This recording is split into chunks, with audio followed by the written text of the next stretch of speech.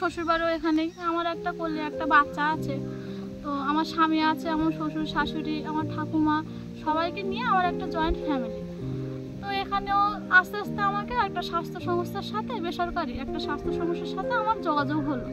সেখানে আমি ইন্টারভিউ দিলাম, দিয়ে আমি সেখানে সিলেক্ট হলাম। হয়ে এবার সেই স্বাস্থ্য সংস্থার থেকে আমি যে কাজটা করছি গ্রামের মানুষজনদেরকে মানে পরিষেবা দেওয়া। সেখানে গিয়েও আমাকে সাইকেল চালিয়ে মানে 50 মিনিট বা 1 ঘন্টার মধ্যে বলতে পারেন, সেখানে গিয়ে আমাকে সাইকেল চালিয়ে খেয়া পার হয়ে আমাদের রুগীদের সেবা দেওয়া হয়।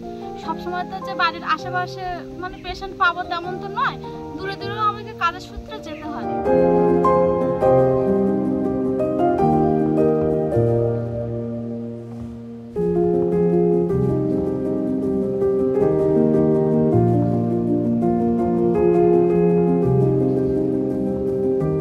অনেক সময় কি হয় যে গেলাম খেয়া পার হয়ে এবার বাড়ি আসতে হয়তো 9টা 9:30 বেজে যায়, কারণ অনেকটা দূরে আমাকে কিন্তু সাইকেলটা চালিয়ে আমাকে যেতে হয়।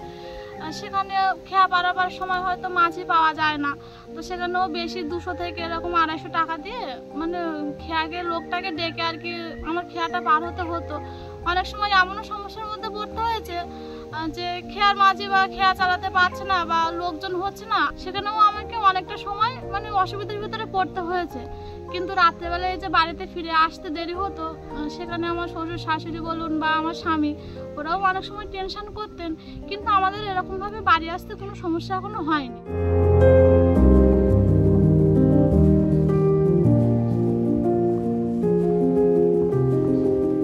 আমাদের এরকমভাবে গ্রামে চলাফেরা করতে রাত বিরাতে কোনো এখনো অসুবিধার ভিতরে পড়তে হয়নি। তো এইভাবে আমাদের সংসারটা আর কি চলে যায়।